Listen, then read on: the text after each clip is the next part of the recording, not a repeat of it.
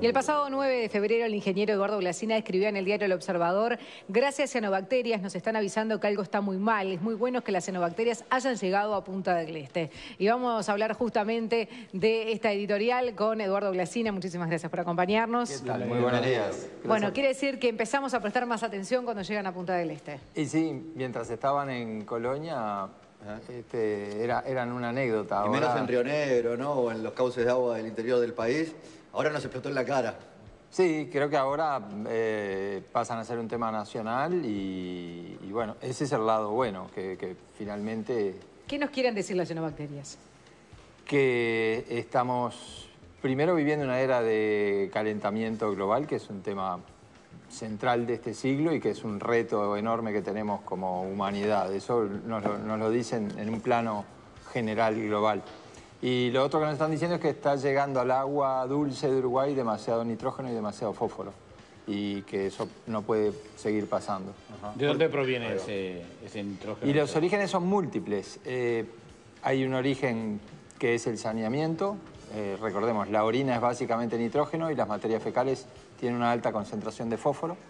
Entonces, todos aportamos nitrógeno y fósforo a las aguas porque hasta ahora la solución a las aguas hervidas es tirarlas al curso de agua más cercano. Hay un componente agrícola, porque cuando se fertiliza un campo, el fertilizante no queda ahí quieto, sino que una parte lo capta el cultivo, pero hay otra parte que escurre hacia el curso de agua más cercano. Hay otra parte industrial, porque las industrias, bueno, generan residuos que terminan vertidos en los cursos de agua. Y hay otra parte que viene de los países vecinos, porque... Claro, que hacen lo mismo con sus cursos que de hacen agua. lo mismo y que, bueno, tenemos a los argentinos enfrente, pero tenemos a Brasil, Paraguay al norte. Entonces ya llegan las aguas a Uruguay con un nivel de nitrógeno y fósforo mayor al que debería ser. Y bueno, ¿qué deberíamos cambiar? ¿Cómo se puede revertir esta situación? ¿Y cuánto tiempo lleva además revertir esto?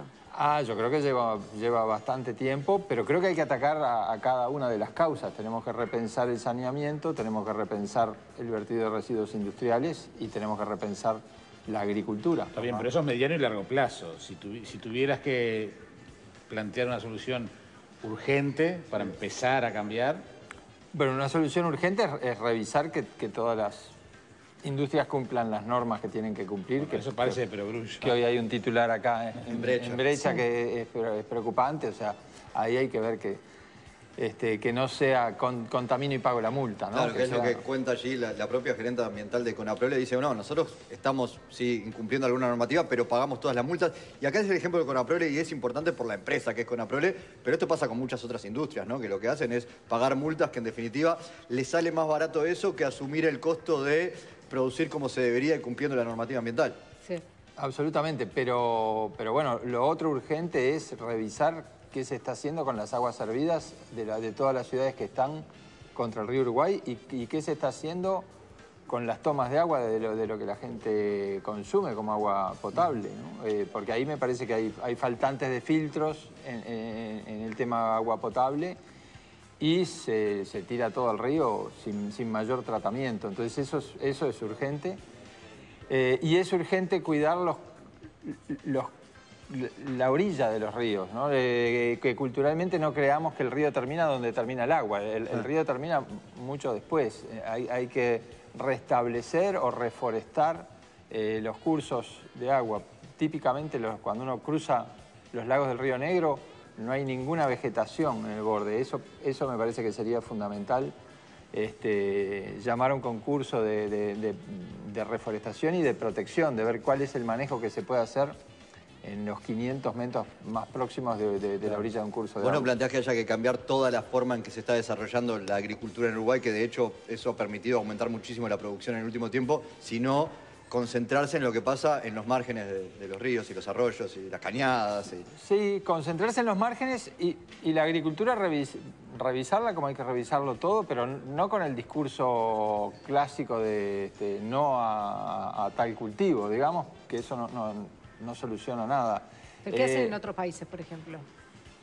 Y bueno, hay todo un desarrollo de lo que se llama agricultura de precisión, donde en realidad aplicás en cada metro cuadrado lo que ese metro cuadrado precisa. Hay todo un desarrollo de interpretar cuál es la composición del suelo en cada metro cuadrado para aplicar la fertilización estrictamente necesaria.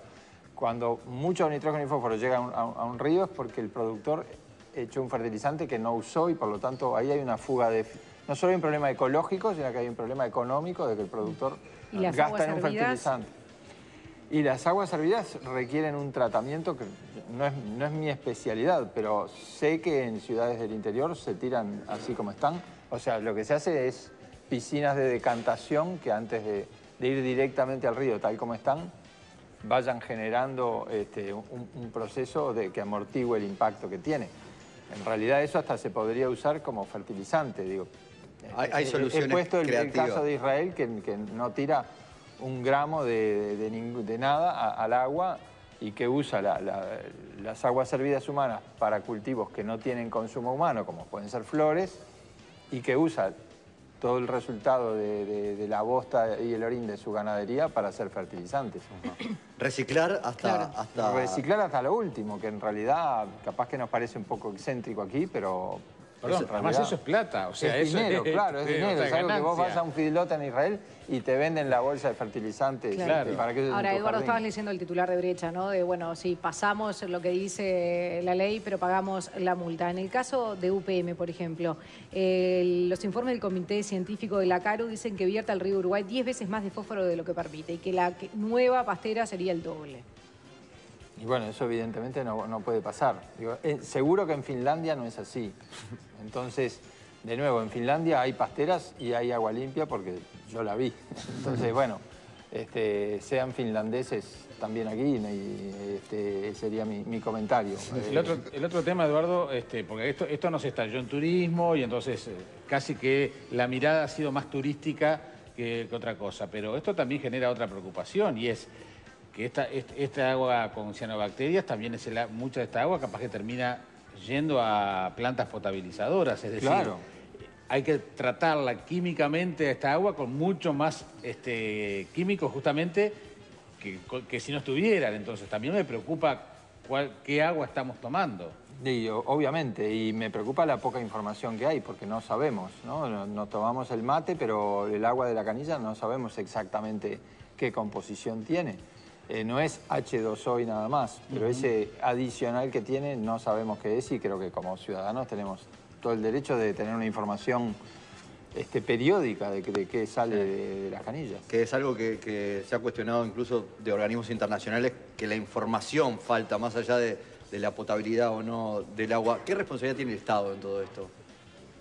Y bueno, el agua es estatal, ¿no? Digo, me parece que tiene toda la responsabilidad. Si el agua se hubiera privatizado, tendríamos todo un coro de gente diciendo... Qué horrible lo que están haciendo los privados con el agua. Bueno, si es estatal, digo, el agua no reconoce eso. Digo, en los hogares, la gente que está viendo y puede decir, bueno, no tengo claro lo que estoy tomando. ¿Con un filtro se soluciona o no? Tengo entendido que con filtros que tengan carbón activado, sí. Pero, de nuevo, no es esa mi especialidad. Bien. Por otro lado, hay algunos que alertan sobre la ley de riego, que esto puede ser como un campo fértil para las cianobacterias. ¿Cuál es tu opinión? Y bueno, que depende cómo se haga una represa y qué medidas de precaución se tomen. Yo creo que una represa puede ser un polo de biodiversidad, si tiene un monte nativo que la rodea. Se va a llenar de aves, de pájaros, de aves, de peces, de ranas, de sapos. Y puede ser algo que mejore la calidad ambiental de Uruguay. Ahora, si la dejamos hecha sin ninguna protección y dejamos un agua estancada ahí sin cuidados, puede ser un problema. Pero no nos podemos privar de tener una reglamentación que nos permita hacer riego en tiempos de cambio climático porque pueda funcionar mal. Lo que hay que hacer es tener todos los controles necesarios y todas las medidas en paralelo a la construcción de la represa para que tenga un monte nativo alrededor. Bien, pero hoy la ley de riego tiene nada que ver con este problema puntual. Creo que eso está previsto en la reglamentación. Digo, no tiene, por supuesto, que la ley de riego con esto no tiene nada que ver. Digo, algunos alertan sobre... No, porque lo hemos escuchado, vieron, si no se hubiera votado, pero todavía no se empezó a aplicar. Por eso no lo ha hecho, quería aclarar. Sería prejuzgar completamente. Exacto. Bien. Eduardo, hace un año llevaste adelante el discurso de Un Solo Uruguay, donde enumerabas 10 preocupaciones del sector. La primera famosas es mochilas. Dólar barato en caída, el costo energético, el arreglo de rutas y carreteras, el costo en salario de empresarios, deudas, precios de las tierras. ¿Algo de esto mejoró o siguen siendo las mismas preocupaciones? Yo creo que básicamente siguen siendo las mismas preocupaciones. Se aprobó un tratado de libre comercio con Chile, que en aquel momento estaba en discusión y algunos grupos políticos lo tenían trabado. El dólar subió un poquito más que la inflación, pero en comparación con los países vecinos perdimos competitividad. Creo que básicamente los problemas de competitividad siguen siendo los de aquel entonces. De repente no es tan apremiante hoy la situación del sector porque no tenemos la sequía que teníamos el año pasado, ¿no? Pero el contexto sigue siendo el mismo. El contexto es el mismo, no solamente del sector productivo. Tuvimos datos industriales en estos días que son muy similares. Tuvimos los datos de exportaciones del año pasado estancadas y en enero de este año menores a las de enero del año pasado. Yo creo que Uruguay tiene un problema de competitividad que tiene distintos componentes que hubiera estado bueno tratar de analizarlos uno por uno y tratar de darle soluciones generando aquello que se llamó mesas de trabajo. Me parece que todos sabemos que Uruguay está desfasado en costos. Digo, también lo sufre el turismo, más allá de las cianobacterias, la temporada turística. Que ya se sabía que iba a ser complicada. Ya se sabía que iba a ser complicada, se tomaron algunas medidas paliativas, pero fue una temporada complicada. O sea, que Uruguay está desfasado de costos, creo que lo sabe todo el mundo y que ese desfasaje tiene varios componentes que está bueno analizar. Creo que eso tiene plena vigencia. Bueno, ¿y algo de todo eso fue lo que llevó a sumarte a la campaña de Talvi? Sí, algo de todo eso y que la verdad es que luego de conocerlo me parece alguien que si llamáramos a concurso para presidente de las propuestas que hay, creo que sería de las propuestas a considerar. Un brillante economista, alguien que centraliza su discurso en la educación, que me parece que es la única manera de terminar con la pobreza, que no solamente tiene una formación teórica excelente, sino que se puso al hombro armar un liceo en una zona crítica y lo armó y anduvo muy bien. ¿Te convocó para tratar estos temas agropecuarios?